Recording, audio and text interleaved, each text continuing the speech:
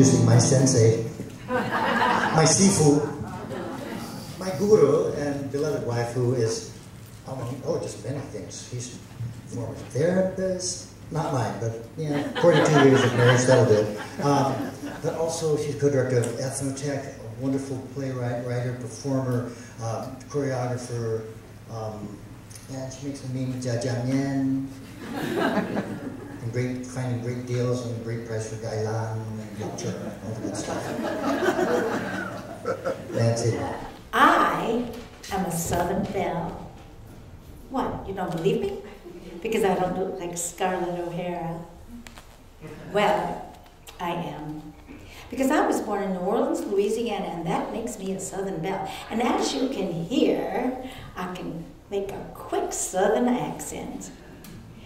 I remember growing up in New Orleans many years ago, we're talking mid-40s, and I had a best friend, Tommy Lou. She had a head full of orangey red flaming hair. And one year, our families found ourselves next to each other at the Mardi Gras. She had a long purple dress and a feather bigger than her, and I was in a little bird costume my mom made me.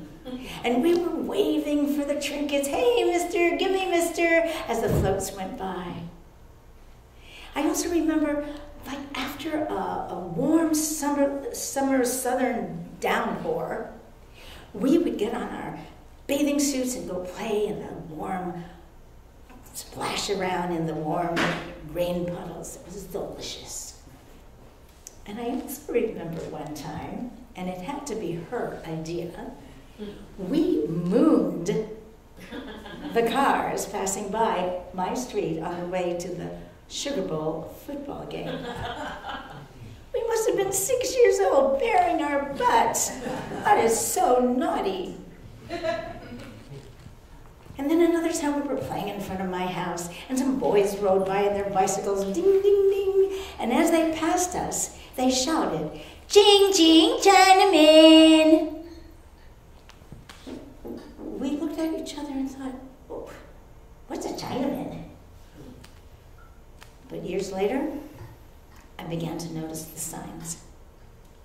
I began to notice the signs on the streetcars, and signs at the train station, signs at the department stores about certain bathrooms and drinking fountains.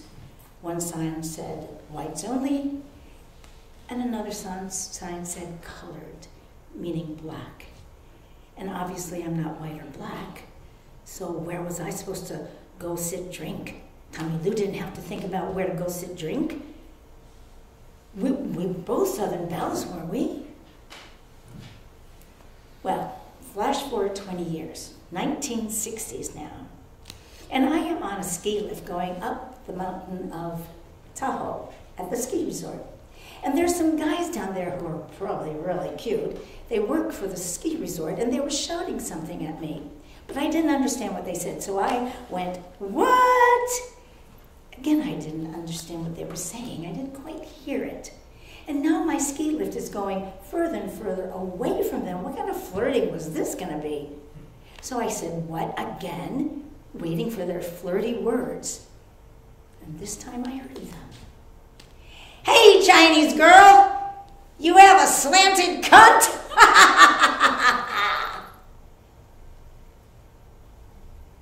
I was stunned. I was embarrassed. I felt shame. Did anyone else hear what they said about me?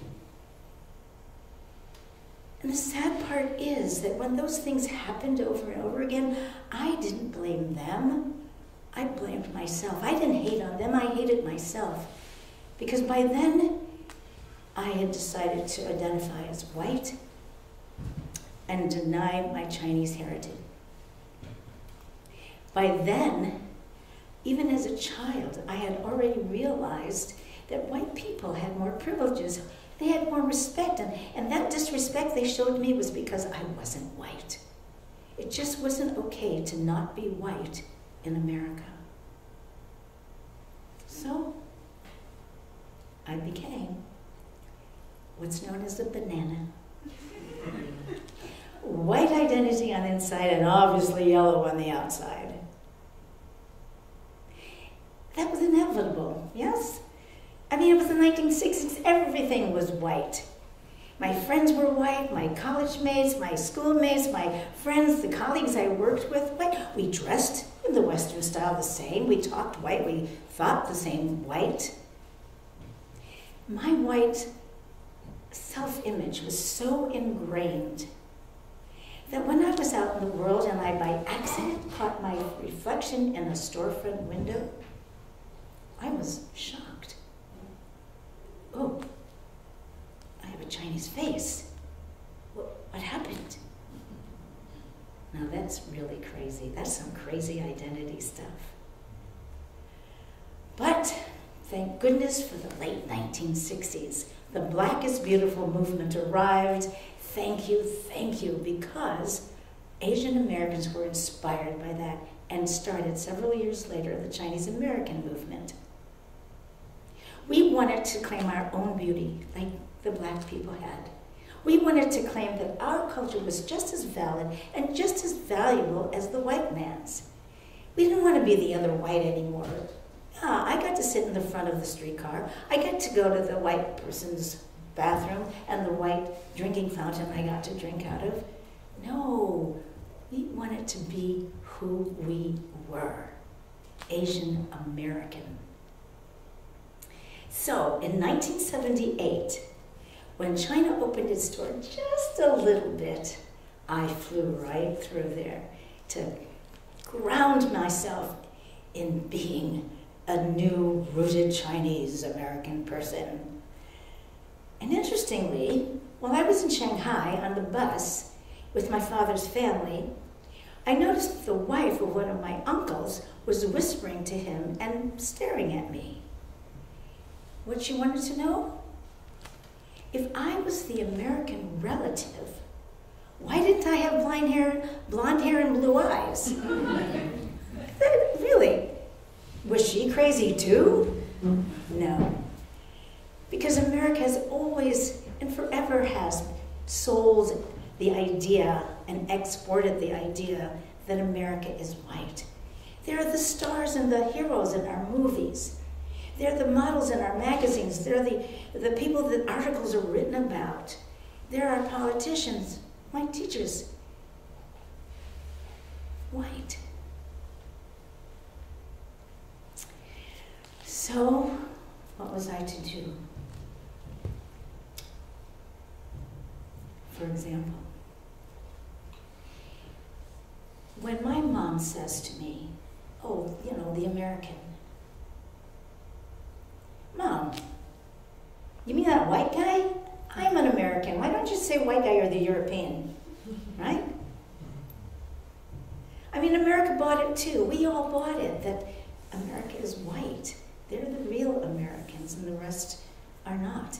I mean, why else would we be asked where we come from all the time, or, oh, you speak such good English, or where are you from? Yeah. Well, now I wanted to know all it was. What was my Chinese American history? What was it to be Chinese American? I wanted to know everything now. And so, whoa, I found out. From the moment we arrived in 1848 to mine gold, we were lynched, murdered, robbed. We were done in. Whole Chinese villages were burnt to the ground. Chinese American, their whole villages, the people would be rounded up and driven out to a barge or a train to who knows where. And that was all sanctioned by and participated in by our politicians, our government officials, the sheriff, even the editor of a newspaper. That's a lot of power against us. Local, state, and federal governments began passing laws against just us. The California miners' tax was only levied on Chinese miners. Chinese were not allowed to testify against white people in court. My family on my mother's side started the fishing industry in the Monterey Bay area in 1850, started it. And years later, Monterey passed the law that Chinese, not the Portuguese or Italians that came later, but the Chinese were not allowed to fish during the day or offshore. If you were a Chinese woman, you had to, and wanted to immigrate to America, you had to first prove you weren't a prostitute. We couldn't vote, we couldn't own property, we couldn't become naturalized citizens for almost 100 years after we arrived. That's like 4 generations of Chinese being in America. And I recently discovered, which just really blew me away, that if you are a Chinese American, because we were able to become citizens later, you were a citizen, but you married a Chinese person who was not a citizen, your citizenship was stripped. That meant a lot of things you couldn't do. My mother was a 4th generation American, married my father, who was from Shanghai. She wouldn't be able to get a passport. She had no country. Well, this country now, in this era, because of our ex-president, Mr. T, and his maggot followers, their hateful rhetoric has once again targeted Chinese with hate. I would say again, but it really never stopped. You know, we have built this country and its economy. We have been here a long time.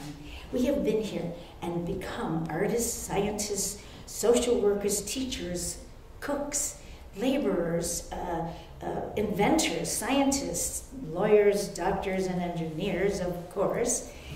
And still there's racism. Why?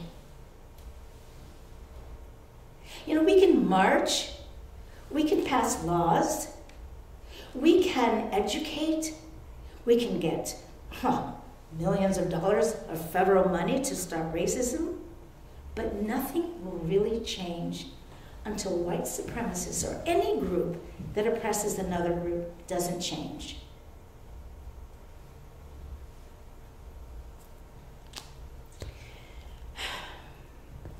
You know, I would like to be able to talk to one of those groups. I would like to say to them, Asians are 7.2% of the national population. 7.2%.